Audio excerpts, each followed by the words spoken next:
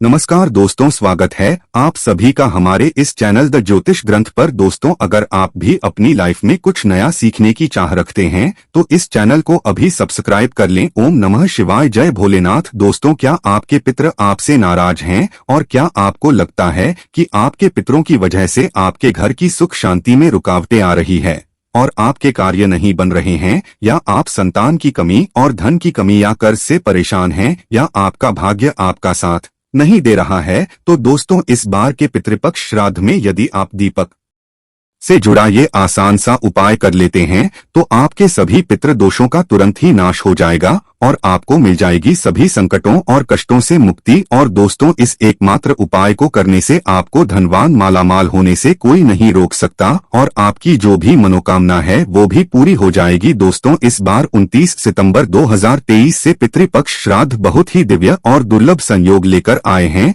दोस्तों, इस पितृपक्ष में राजयोग कालसर्प दोष के साथ साथ धन लक्ष्मी योग भी बन रहा है, जिसकी वजह से इस बार के पितृपक्ष श्राद्ध का बहुत अधिक महत्व बढ़ गया है। और इस पितृपक्ष पर आप दीपक से जुड़ा की आसान सा उपाय कर लेते हैं तो आपकी सभी समस्याओं का तुरंत ही अंत हो जाएगा। इसलिए दोस्तों, वीडियो को आखिर तक जरूर देखें। और यदि आप भी अपने जीवन में महादेव की कृपा पाना चाहते हैं और पितरों का आशीर्वाद पाना चाहते हैं तो वीडियो को लाइक करके कमेंट में हर हर महादेव लिखना ना भूलें। दोस्तों, भाद्रपद मास की पूर्णिमा से श्राद्ध पक्ष शुरू होकर आश्विन मास की अमावस्या पर समाप्त होते हैं। इस बार श्राद्ध पक्ष 29 सितंबर से 14 अक्टूबर तक ये दिन पितरों को समर्पित होते हैं। श्राद्ध पक्ष को पितृपक्ष, कनागत श्राद्ध आदि नामों से भी जाना जाता है। जैसा कि नाम से ही स्पष्ट होता है, पितृपक्ष ये पितृ का पक्ष है, यानी कि ये पितृ को समर्पित दिन होते हैं। इन दिनों में पितरों की आत्मा की शांति के लिए श्राद्ध तर्पण और पिंडदान किए जाते हैं।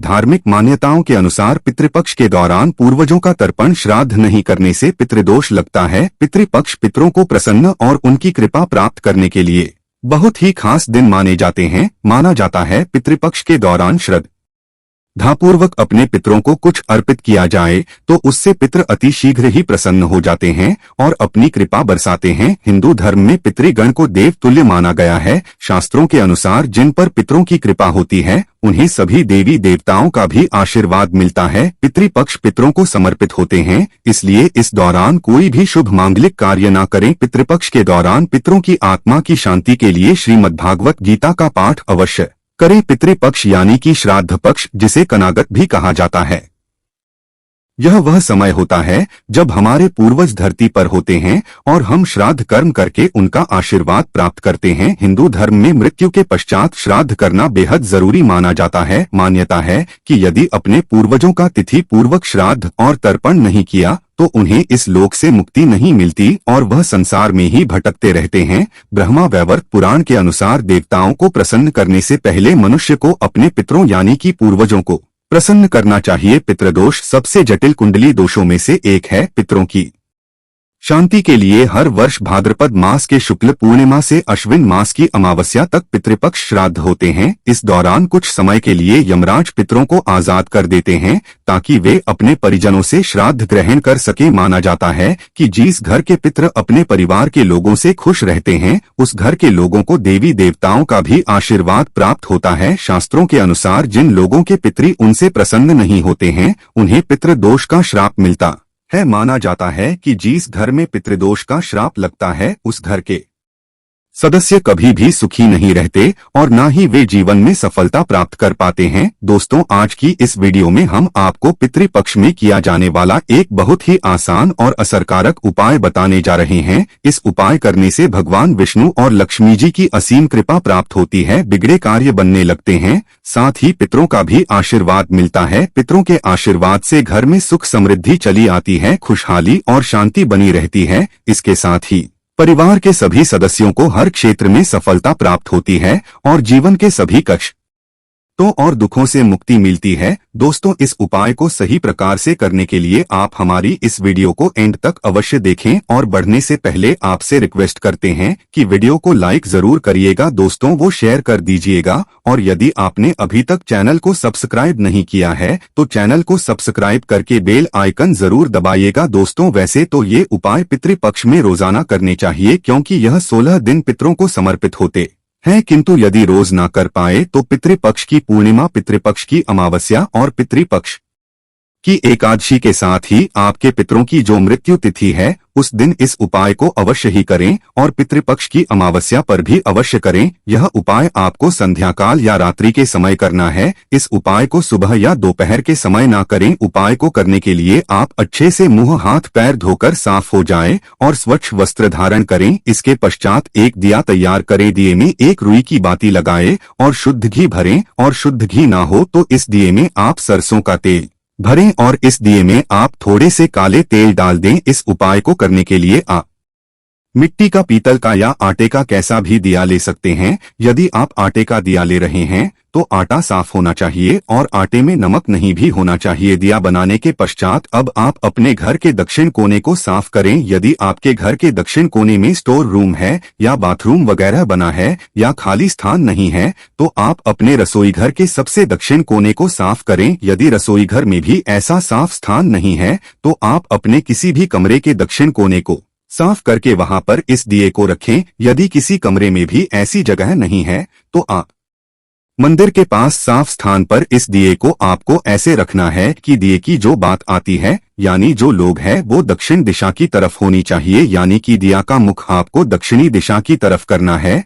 और ये भी ध्यान रखें कि दिए को सीधे जमीन पर ना रखें। दिए के नीचे कोई कपड़ा बिछा दें या कोई कटोरी प्लेट रख दें हैं या फिर थोड़े से साबुत चावल रख दे। सीधे जमीन पर दिया ना रखें। सीधे जमीन पर रखा हुआ दिया अपूर्ण माना जाता है। दिया जलाने के पश्चात सबसे पहले आप भगवान श्री गणेश को प्रणाम करें, फिर भगवान विष्णु और मां लक्ष्मी जी को प्रणाम करें। इसके पश्चात पितृदेव को प्रणाम करें। भगवान से अपने पितरों की आत्मा की शांति की प्रार्थना करें। इसके पश्चात पितरों से मुक्ति की प्रार्थना करें। इसके पश्चात आप भगवान विष्णु जी के महामंत्र ओम नमो भगवते वासुदेवाय का 11 बार जाप करें। मंत्र का जाप करने के पश्चात अब आप पितृदेव के इस मंत्र का 108 बार जाप करें। मंत्र इस प्रकार है, एवं पितृदेव। इस मंत्र का आपको 108 बार जाप करना है। आप किसी भी माला पर जिस पर आप मंत्र का जाप करते हैं उस पर भी इस मंत्र का जाप कर सकते हैं या फिर उंगलियों पर गिनकर या माचिस की तीली पर या मिश्री के दाने पर गिनकर भी आप इस मंत्र का जाप कर सकते हैं। दोस्तों ध्यान रखें, इस मंत्र का जाप आपको दक्षिण दिशा की तरफ मुंह करके करना है। शास्त्रों में बताया गया है कि पितृ लोग दक्षिण दिशा में है।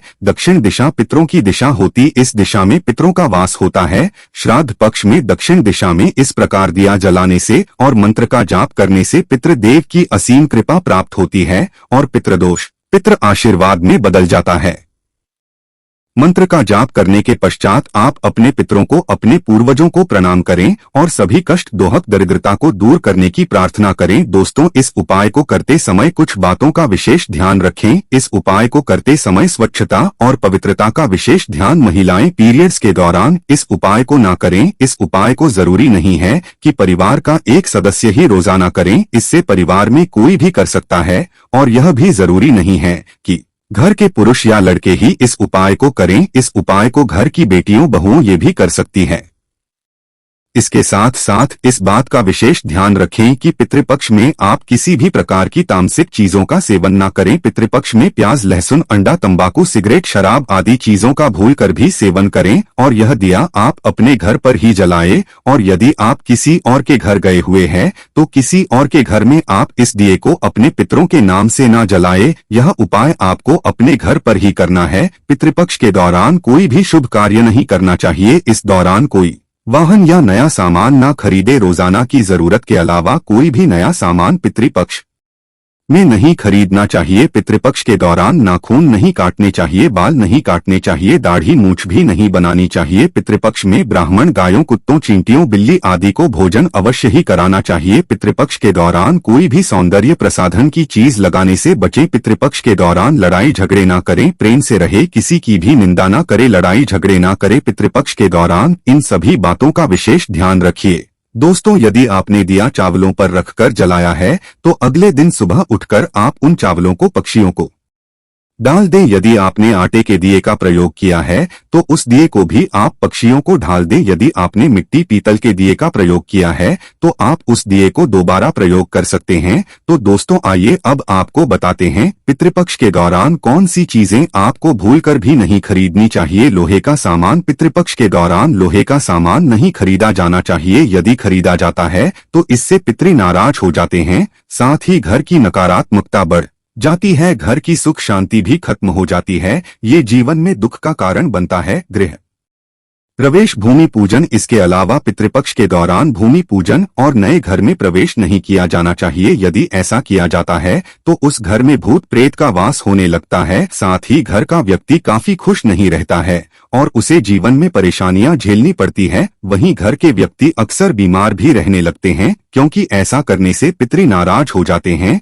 नए कपड़े। पितृपक्ष में नए वस्त्र नहीं खरीदे जाना चाहिए। हालांकि श्राद्ध पक्ष के दौरान नए वस्त्रों का दान जरूर जाता है, किंतु पुराने वस्त्र का नहीं और न ही नए वस्त्र खरीदे जाते हैं। यदि ऐसा किया जाता है तो उस पत्र नाराज हो जाते हैं और उसका शुभ प्रभाव जीवन पर देखने को मिलता है। मांस मदिरा। पितृपक्ष या याद पक्ष के दौरान मांस मदिरा नहीं खरीदी जानी चाहिए, न ही इसका सेवन करना चाहिए। यदि मांस मदिरा का सेवन किया जाता है और उन चीजों को खरीदा जाता है तो इससे पितर नाराज हो जाते हैं और जीवन पर काफी ज्यादा प्रभाव देखने को मिलता है। इतना ही नहीं, वंश पर इसका सबसे ज्यादा पड़ता है। घर में कलह भी बढ़ जाता है। आइए अब आपको बताते हैं श्राद्ध विधि और श्राद्ध का भोजन। पौराणिक ग्रंथों के अनुसार श्राद्ध करने की भी विधि होती है। यदि पूरे विधि विधान से श्राद्ध कर्म न किया जाए, मान्यता है कि वह श्राद्ध कर्म निष्फल होता है और पूर्वजों की आत्मा अतृप्त ही रहती है। शास्त्र संबंध मान्यता यही है कि किसी सुयोग्य विद्वान ब्राह्मण के जरिए ही श्राद्ध कर्म करवाना चाहिए। श्राद्ध कर्म में पूरी श्रद्धा से ब्राह्मणों को दान दिया ही जाता है। साथ ही यदि किसी गरीब जरूरतमंद की सहायता भी आप कर सके तो बहुत पुण्य मिलता है। इसके साथ साथ गाय, कुत्ते, कौवे आदि पशु पक्षियों के लिए भी भोजन का एक अंश जरूर डालना चाहिए। इन्हें भोजन डालते समय अपने पितरों का स्मरण करना चाहिए। मन ही मन उनसे श्राद्ध ग्रहण करने का निवेदन करना चाहिए। यदि संभव हो तो गंगा नदी के किनारे पर श्राद्ध कर्म करवाना चाहिए, नहीं तो घर पर भी इसे जा सकता है। जिस दिन श्राद्ध हो उस दिन ब्राह्मणों को भोज करवाना चाहिए। भोजन के पश्चात दान दक्षिणा देकर भी उन्हें संतुष्ट करे। शरद पूजा दोपहर के समय शुरू करनी चाहिए। योग्य ब्राह्मण की सहायता से मंत्र उच्चारण करें और पूजा के पश्चात जल से तर्पण करें। श्राद्ध करने के लिए किसी ब्राह्मण को आमंत्रित करें, खोज कराएं और अपनी सामर्थ्य के अनुसार दक्षिणा भी दें। श्राद्ध के दिन अपनी सामर्थ्य या इच्छा अनुसार खाना बनाएं। आप जिस व्यक्ति का कर रहे हैं उसकी पसंद के मुताबिक खाना बनाएं जो उचित रहेगा। श्राद्ध के दिन लहसुन प्याज रहित सात्विक भोजन ही घर की रसोई में बनना चाहिए, जिसमें उड़द की दाल, बड़े चावल, दूध, घी से बने पकवान, खीर, मौसमी सब्जी जैसे तो रही, लौकी, सीध फल, भिंडी, कच्चे केले की सब्जी ही भोजन में माननीय है। मान्यता है कि श्राद्ध के दिन स्मरण करने से पितृ घर आते हैं और अपनी पसंद का भोजन कर तृप्त हो जाते हैं। खाने में लहसुन प्याज का प्रयोग न करें। आइए जानते हैं पितृपक्ष की पौराणिक कथा। पितृपक्ष की पौराणिक कथा के अनुसार जोगे तथा भोगे दो भाई थे। दोनों अलग अलग रहते थे। जोगे धनी था और भोगे निर्धन। दोनों में परस्पर बड़ा प्रेम था। जोगे की पत्नी को धन का अभिमान था, किंतु भोगे की पत्नी बड़ी सरल हृदय थी। पितृपक्ष आने पर जोगे की पत्नी ने उससे पितरों का श्राद्ध करने के ये कहा तो जोगे इसे व्यर्थ का कार्य समझकर टालने की चेष्टा करने लगा, किंतु उसकी पत्नी समझती थी कि यदि ऐसा नहीं करेंगे तो लोग बातें बनाएंगे। फिर उसे अपने मायके वालों को दावत पर बुलवाने और अपनी शान दिखाने का यह उचित अवसर लगा। आठ वह बोली, आप शायद मेरी परेशानी की वजह से ऐसा कह रहे हैं, किंतु इसमें मुझे कोई परेशानी नहीं होगी। मैं भोगे की पत्नी को बुला लूंगी, दोनों मिलकर सारा काम कर लेंगी। फिर उसने जोगे को अपने पीहर न्योता देने के लिए भेज दिया। दूसरे दिन उसके बुल आने पर भोगे की पत्नी सुबह सवेरे आकर काम में जुट गई। उसने रसोई तैयार अनेक पकवान बनाए, फिर सभी काम निपटाकर अपने घर आ गई। आखिर उसे भी तो पितरों का श्राद्ध तर्पण करना था। इस अवसर पर जोगे की पत्नी ने उसे रोका ना, वह रुकी। शीघ्र ही दोपहर हो गई। पितृभूमि पर उतरे जोगे। भोगे के पितर पहले जोगे के यहाँ गए तो क्या देखते हैं कि उसके ससुराल वाले वहाँ भोजन पर जुटे हुए हैं। निराश होकर वे भोगे के यहाँ गए। वहाँ क्या था, मात्र पितरों के नाम पर अग्यारी दे दी गई थी। पितरों ने उसकी राख चाटी और भूखे ही के तट पर जा पहुंचे। थोड़ी देर में सारे पितर इकट्ठे हो गए और अपने अपने यहाँ के श्राद्धों की बढ़ाई करने लगे। जोगे भोगे के पितरों ने भी अपनी आपबीती सुनाई। फिर वे सोचने लगे यदि भोगे समर्थ होता तो शायद उन्हें भूखा न रहना पड़ता, मगर भोगे के घर में तो 2 जून की रोटी भी खाने को नहीं थी। यही सब सोचकर उन्हें भोगे पर दया आ गई। अचानक वे नाच नाच कर गाने लगे, भोगे के घर धन हो जाए, भोगे के घर धन हो जाए। सांझ होने को हुई, भोगे के बच्चों को कुछ भी खा नहीं मिला था। उन्होंने माँ से कहा भूख लगी है,